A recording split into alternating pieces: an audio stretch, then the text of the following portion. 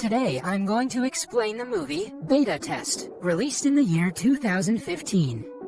The movie begins with an interview of Andrew Kincaid, the CEO of global game developer Sentinel, the world's most rapidly growing video game company. Kincaid recently made headlines against the preservation of the right to bear arms. He believes that gun ownership in the US is an obsolete tradition which can't protect Americans. Hence, he has proposed a solution to contain violence to video games. If someone wants to shoot someone, they can play Sentinel's video game. Elsewhere, Sentinel's top security officer, Orson Creed, is seen watching the interview with his wife Abby. He watches as the reporter asks Kincaid about Orson pushing to move Sentinel into military contracts. Soon, Abby starts preparing for them to leave for somewhere in a hurry. She urges Orson to hurry up, but he's glued to the screen, diligently listening to every word Kincaid is speaking. Kincaid responds to the reporter that Orson and him fall on different sides of the aisle, and this isn't the first time Orson tried to extract an intellectual property. However, Kincaid promises that he'll make sure it will be Orson's last attempt. Orson gets tense after watching the interview, and Abby comforts him. She tells him that she's glad he's not like Kincaid. Orson and Abby then proceed to leave with their packed suitcase, but a group of armed men force their way into their home and take Abby hostage. Orson tries to pull out a knife in self-defense, but he's knocked out by one of the goons. The movie then cuts to a Sentinel employee named Bernard dropping a package to video game champion and the company's very own beta tester, Max Troy. The package is the latest Sentinel game that Max is set to beta test. As Max inserts the game into his computer, he receives a call from his female Sentinel tech support worker called Princess. Max has never seen her, but over the years he has developed feelings for her. After his little pre-game ritual, Max turns on the game and Princess tells him that unlike other games, he can't modify this game, much to his dismay. She also tells him that this game is the one in which players get to be in the real world. The scene then cuts back to Orson's home that has been completely ransacked by the goons. Abby watches as the goons attach a device on an unconscious Orson's neck. They turn on the device before leaving with Abby in a truck. As Orson gains consciousness, Max begins playing the game. Max instantly loves the game's style and finds it realistic. He also finds it odd that the game has no menu, no options, and no loading time. Max picks up a picture in the game and notices that it's Orson and his wife Abby. Max's character then checks himself out in the mirror and notes that he can see the anger in the character. Max also notices blood on the walls, but he brushes it aside. Max explores his video game character's house and comes across a mobile phone in the kitchen that says, "Play me." In the video, one of the goons from earlier in the movie, named Zane, addresses Orson, who is revealed to be Max's video game character. It turns out that the events happening within the game are being reflected in the real world. The man tells Orson that they've got a series of tests waiting for him. Orson will have 90 minutes to complete an objective, and if he fails, Abby will lose one part of her body per objective. Orson's Mission 1 is to get inside National Bank, which is about to be robbed, undetected, and retrieve the contents of Safety Deposit Box 1121. Orson is sweating profusely, but Max is unaware that the game is synced to real life. Max guides Orson out of the house and into the car parked outside. He can't seem to figure out how to start the car, and Princess comes to the rescue and offers to stay with him throughout the game. As Max's character leaves, the media reports a robbery in the Southtown branch of National Bank. After arriving at the bank, Max looks for a safe entry, and he eventually sneaks into the bank through a window as the robbery is going down. He crawls through the bank and comes across a bank employee trying to escape the robbers.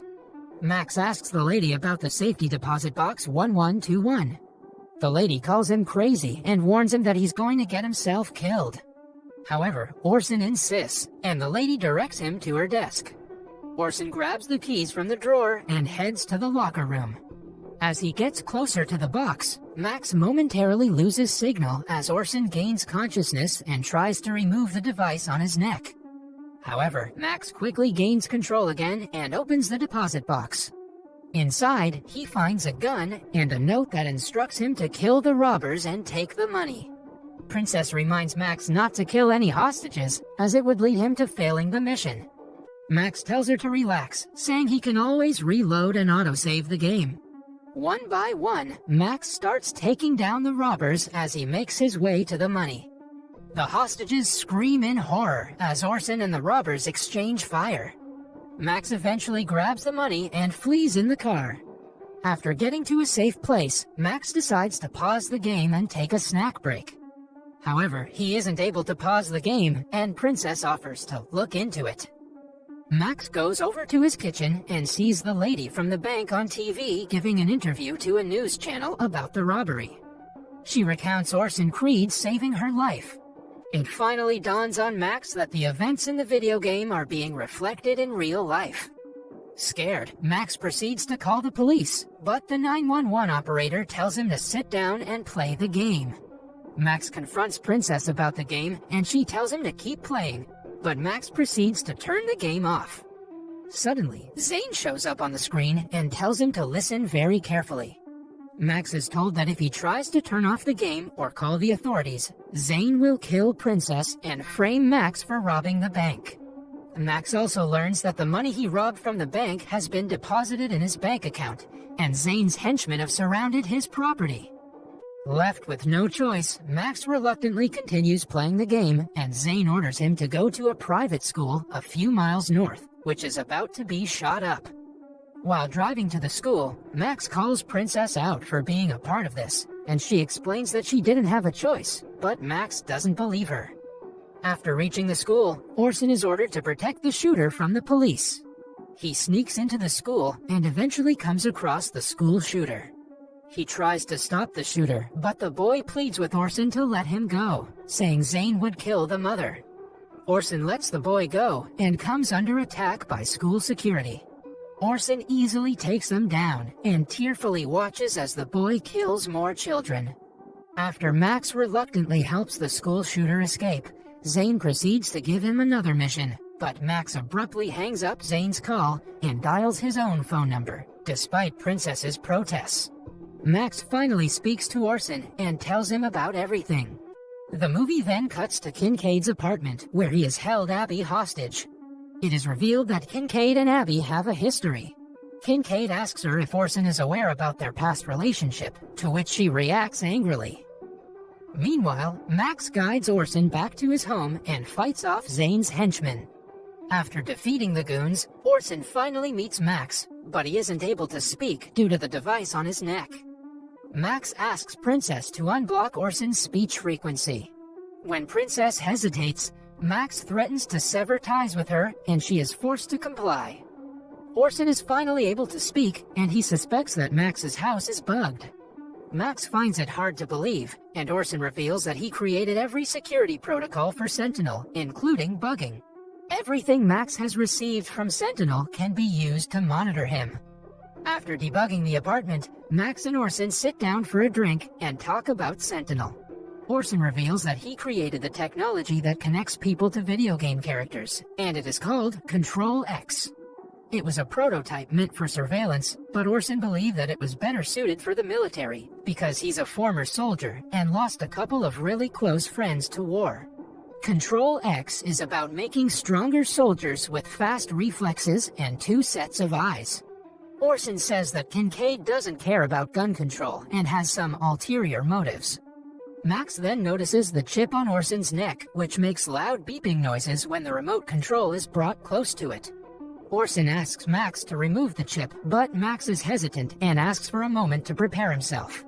He goes out, and for some reason, he drags one of the unconscious henchmen named Professional inside the house.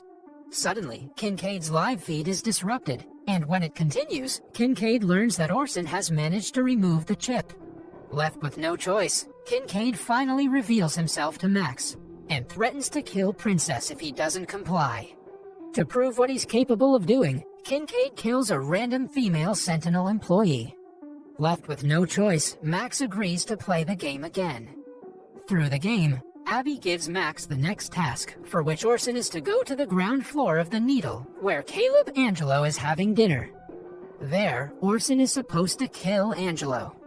It is then revealed that unbeknownst to Kincaid, Orson has inserted the Sentinel chip in Professional's neck and has also figured out Kincaid's intentions. He reveals that Angelo owns 51% of the world's largest server file, while Kincaid only owns 40%. With Angelo out of the way, Kincaid could scoop up all of the shares and gain control over the world. After learning about Kincaid's evil plans, Max guides Professional to the Needle, while Orson goes to confront Kincaid and save his wife. On his way to the Needle, Max gets a call from Princess, who reveals that she is safe now and offers to help him. Max intercepts Angelo's motorcade near the famous skyscraper and kills Angelo.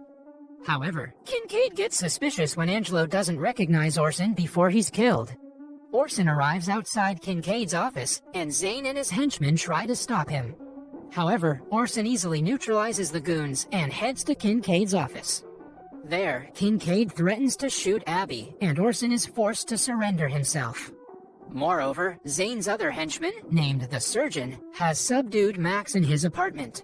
Orson asks Kincaid why he shot up a school, and the latter reveals that the children are casualties of war, meant to pressure the government into passing the gun control bill, which will limit guns to games.